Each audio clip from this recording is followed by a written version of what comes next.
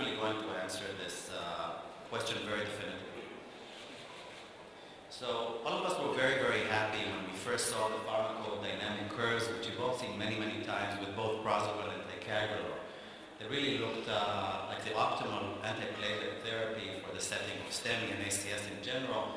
As you can see, prasugrel in yellow compared to clopidogrel appears to inhibit platelets much more rapidly, much more potently, as we also know, much more consistently, and it achieves a peak platelet inhibition within half an hour to an hour. However, the caveat in this, and I don't think that people appreciated it at first, was that this is a healthy volunteer study. And very, very similar also in stable coronary artery disease patients, curves look very, very similar, with a maximal inhibition that is achieved within half an hour to an hour. So again, our optimism may have been a little bit premature in this sense. And ticagrelor are also very, very similar. Ticagrelor in yellow versus clopidogrel in green. A very similar pharmacodynamic picture with the maximal platelet inhibition that is achieved within about half an hour to an hour. Very, very consistent, very low inter-individual variability as in contrast to what we've learned to see with clopidogrel, and very potent inhibition. So again, ticagrelor, a similar picture, very rapid, very potent drug. However, again, this is a famous study, although in stable CAD patients. And the question is what happens in ACS and specifically in STEMI.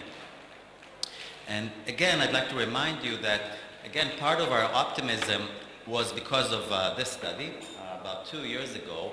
This is specifically in patients who have low response of HTPR or who are resistant to clopidogrel, patients with ACS even. When they were later on randomized to receive either prasugrel and ticagrelor, mostly all of them became responsive with very, very effective inhibition. Patients who at baseline were resistant to the effects of clopidogrel. However, this was tested at least 24 hours post-PCI. It does not capture the early time frame, the early time period after an ACS, and what actually happens when we give prasugrel and ticagrelor to patients with acute coronary syndrome.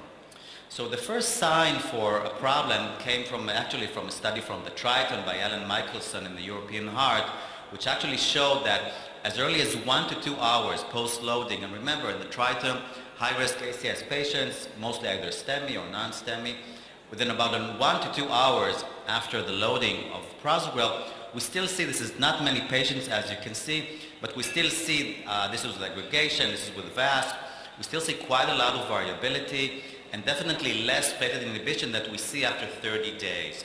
So the response that we've come to expect from clopidogrel, a maximal platelet inhibition within an hour, actually does not occur in real life in acute coronary syndrome patients. In the Triton, after 1 to 2 hours, the level of platelet inhibition is still far from what we actually achieve at 30 days. And actually, after 1 to 2 hours, there's about 25 to 30% rates of HTPR as defined by VASP, quite a high rate that we actually many times see with clopidogrel. It is reduced to about 10% only after a few days. So this was the first sign of a problem. And from Shlomi's group, from Roy Bagel, I think I saw the tall guy here somewhere,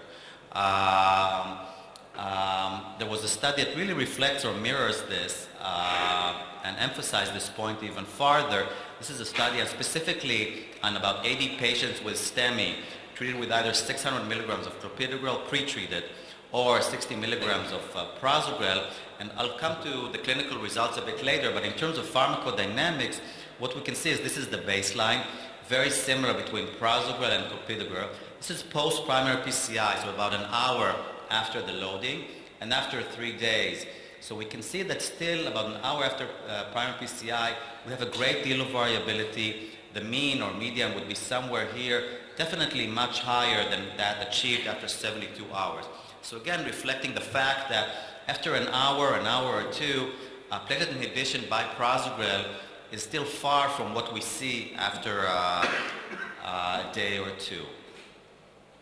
The Fabulous Pro from Marco Valgimilgi's group, again, 100 patients with STEMI.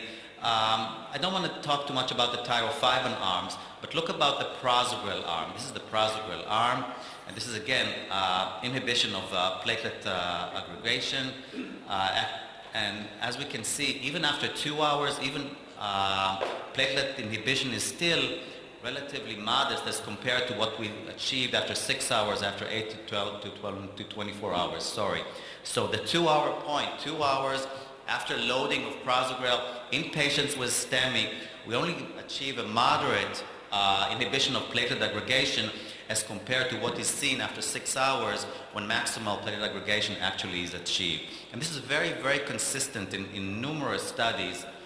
Bonello's group looked actually even what happens at 6 hours in patients with ACS. And again, 6 hours VASP, you still see quite a significant amount of platelet variability, interpatient variability, about 25% HTPR. This is 6 hours after loading of prasugrel, platelet aggregation, platelet reactivity assessed by VASP in patients with ACS. And now let's throw in ticagrelor also. Alexopoulos later performed a study both with prasugrel and ticagrelor. Prasugrel, the classic green color, ticagrelor in red, and assessed by both the Verify Now and the multiplate analyzer. And again, we see that after 2 hours, as seen in previous studies, both prasugrel and ticagrelor achieve only a moderate level of platelet inhibition as compared to what is seen in 6 hours, 24 hours, and later. So it seems that the maximal effect only occurs 6 hours or even later, both with prasugrel and ticagrelor, and it doesn't matter whether you assess this by LTA, by Verify Now, by multiplate, by VASP. This finding is very, very consistent and quite troubling, quite worrisome, because when we cath a patient with STEMI, we really want to achieve maximal platelet aggregation as soon as possible. All of us are talking about the fact that we probably don't need 2B3As routinely, so we really want a drug that will act rapidly and quickly, and as seen here, maximal aggregation takes probably more than 2, 3, 4 hours, probably achieved only towards about 6 hours. And finally, the RAPID study also mirrors exactly the findings that I described before, prasugrel in green, ticagrelor in yellow. This is the PRU, and you see that the low levels of PRU are only achieved within about 8 hours. After even 4 hours, there's still a reduction from 4 to 8. These are HTPR rates, and you see still significant rates of HTPR, high untreated platelet reactivity within 4 hours, and only about at 8 hours they seem to disappear. So even at 4 hours in the RAPID study, there's still significant residual platelet reactivity, both on prasugrel and ticagrelor, that dissipates only towards 6 to 8 hours. So if I'd summarize this part, I think that what we've learned in the last year or two, and it was quite a surprise to many of us, that the antiplatelet effect of both prasugrel and ticagrelor appears to be delayed in patients with STEMI. Probably it takes at least 2 to 4, possibly even towards 4 to 6 hours to achieve effective inhibition with these drugs. The possible mechanisms are being studied. There are quite a few studies that are now examining them. Possibly delayed gastric absorption, obviously platelet hyperactivity, a baseline platelet hyperactivity, maybe interfering effects of morphine, possibly other mechanisms. I'd be happy to discuss it at the end, but this is a very, very consistent observation that repeats itself in many, many studies. So the guidelines, if we shift a second to whether we should or should not preload. The guidelines tell us that, this is the STEMI REVASP guidelines from a year ago. It's recommended to give P2Y inhibitors at the time of first medical contact, which means as soon as possible. And I looked up the reference, what is this based on? And it's based on 3 references, all of them with clopidogrel basically. Some of them are not even with STEMI patients, some are. And you've all seen, this is a JAMA meta-analysis of clopidogrel preloading studies. Basically, again, most of the references that I've cited below are listed here. Some of these studies are STEMI patients, some are not STEMI patients. But basically, there does seem to be an advantage in preloading in terms of MACE as compared to not preloading. I'd like to remind you that the penalty in STEMI as compared to non-STEMI or unstable angina of preloading is not a very high penalty, because the rates of CABG in STEMI are usually, according to the ACS, about 1%. So there's not a big penalty, so it seems intuitive that we should preload in STEMI. We'd like to achieve as early as possible platelet inhibition, not a very high penalty. ACC-HA also mirrored this, and they say basically clopidogrel, prazolam, anticoagulant to be given as early as possible or at time of PCI. But again, references are very scarce, and actually for prazolam and anticoagulant, they're very, very few. So let's look at what happened in the Triton and in the Plato. Triton, about a quarter of the patients received the drug, the study guide, before PCI. And 75%, actually the majority of patients, actually only received the drug during PCI. So it's tough to study from, to learn anything from the Triton in terms of the efficacy of preloading. In the Plato, all the patients received the drug actually at the time of randomization before cath. About half of the patients received open-label clopidogrel at various doses before the time of randomization, and that would be before cath, and then they were switched out, either continued at clopidogrel or switched off to ticagrelor, and again, randomization and drug was given before cath.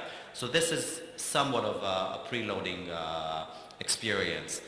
You all know the sub-analysis of the STEMI cohorts in the Triton and Plato. This is Triton, this is Plato. Both basically showed a relative reduction somewhere between 17 to 20% in favor of either prasugrel or ticagrelor in comparison to clopidogrel, both in Triton and Plato. Curves here separate a bit later, and this has been attributed to the fact that about half of the patients did receive a preloading of clopidogrel, possibly extra platelet effects. But I think that both studies are very positive and very remarkable in terms of the effects of the potent antiplatelet drugs as comparison to clopidogrel. Which moves us basically to one of the only studies that address this question, to preload or not to preload, in STEMI, specifically in STEMI patients in the era of the novel antiplatelet agents. And this is the Atlantic study, which looked basically at ticagrelor pre-hospital versus ticagrelor in hospital at the time of the cath.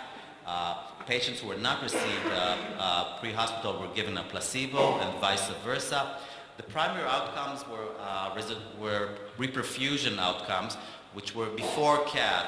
So the primary objective was over 70% segment elevation or resolution pre-PCI, and this is, I'd like to emphasize this, or TIMI-3 in the culprit vessel, again, pre-PCI, and secondary endpoints were MACE and bleeding. I think the main point here is that this was a very fast study. Door to balloon was very fast, and actually the difference between the two arms was only half an hour. So it's a little tough to expect, I think, big differences from a study that the whole difference between preloading and time and the group that received ticagrelor in hospital was only 30 minutes. Again, keeping in mind that both prasugrel and ticagrelor, the effect in STEMI is probably somewhere between 2, 3, maybe 4 hours. So I think it's a bit difficult to expect a 30-minute difference to achieve a whole lot. In terms of VASC, we see a very similar picture to what we've seen before. 1 hour post-PCI, this is pre-hospital, this is in-hospital. All of the patients received here ticagrelor. There's no clopidogrel arm. But we see that after 6 hours and before discharge, both arms are very well inhibited, but 1 hour post-PCI, there is still a difference, a bit quite different from what we've seen after a few hours. So this is very similar to the pharmacodynamic studies I've shown you before. After 1 hour, and this is 1 hour in the preloading group, there still is only moderate platelet inhibition. No inhibition at all, actually, in the patients who received during PCI. Again, as we said, it takes about quite a few hours for a maximal effect to be reached. And the study was negative in terms of the co-primary endpoint, no ST segment resolution, TIMI-3 flow, basically similar rates in both groups. This is TIMI-3 flow, the pre-PCI and post. This is pre-PCI, this is the post-PCI TIMI-3 flow, no difference. This is the primary objective. This is post-PCI TIMI-3. And MACE was also very, very similar between the two groups. This is pre-hospital, in-hospital, actually no differences. The only difference, which was quite a surprising finding, or I don't know if surprising, but an unexpected finding, was the fact that there was less stent thrombosis at 10 and 30 days in the ticagrelor pre-hospital group as compared to the in-hospital, a very significant difference. This is at 30 days, no difference in non-CABG related bleeding. So the summary of the Atlantic is that pre-hospital ticagrelor administration a short time before PCI in patients with ongoing STEMI is safe but does not improve pre-PCI coronary perfusion. It may, however, reduce the risk of post-PCI stent thrombosis. Again, a very, very interesting study, but I think one of the major, maybe not limitation, but one of the main things to look at is the fact that there's only 30 minutes between the two groups, so it's difficult to expect such differences if it takes the drug to work about 4 hours or so. If I go back to Roy and Shlomi's paper, they also looked at reperfusion parameters, and they compared clopidogrel to prasugrel preloading in about 50 and 30 patients, and they saw actually that there was a higher rate of blush score of 2 and above, and a higher TIMI frame count in the prasugrel as compared, a higher blush score, lower TIMI frame count in the prasugrel as compared to the clopidogrel group, as signs of better reperfusion when patients receive a stronger, more potent antiplatelet drug, prasugrel, as compared to clopidogrel. We'll actually present from our group a study that has very similar findings, a bit larger, 130 patients with STEMI pre-treated with prasugrel, and they were compared with a propensity matched group of patients who received clopidogrel 600. The primary endpoint here was TIMI flow and blush grade, similar to Shlomi's paper, and pre-PCI TIMI was 1.3 an average, similar, but the mean TIMI post-PCI was higher in the prasugrel group, myocardial blush was higher, and the relative rate of patients with TIMI-3 was also higher, similar to the findings of Roy and Shlomi, suggesting again that a more potent drug, even though it works within about 4 hours, as we've seen, still is associated with better reperfusion outcomes. So I'd like to summarize. Both prasugrel and ticagrelor appear to have a delayed onset of action in patients with STEMI. This is a major, major point of attention these days, a major focus of research, and I think also a major clinical point that we'd like to know how to address this problem. Both drugs have been shown to reduce ischemic events clearly versus clopidogrel in patients with STEMI in the Triton and the Plato. Prasugrel has been shown to improve TIMI-3 flow and TIMI blush post-PCI compared to clopidogrel, and I've shown you a number of studies. There's also from the infused PCI analysis that shows this. Early ticagrelor treatment does not appear to improve pre-PCI reperfusion, but appears to reduce stent thrombosis rates in the Atlantic, again suggestive of possible benefits of preloading. And as I said, again, when we add this to the fact that the penalty of preloading in STEMI specifically is not that high, I personally don't see a reason not to give early treatment. And I think that one of the most interesting focuses of research these days is to possibly bridge the time of delayed onset of action of prasugrel and ticagrelor, possibly with cangrelor, maybe 2B3 inhibitors. These are very interesting concepts that perhaps we will discuss at the end. Thank you very much.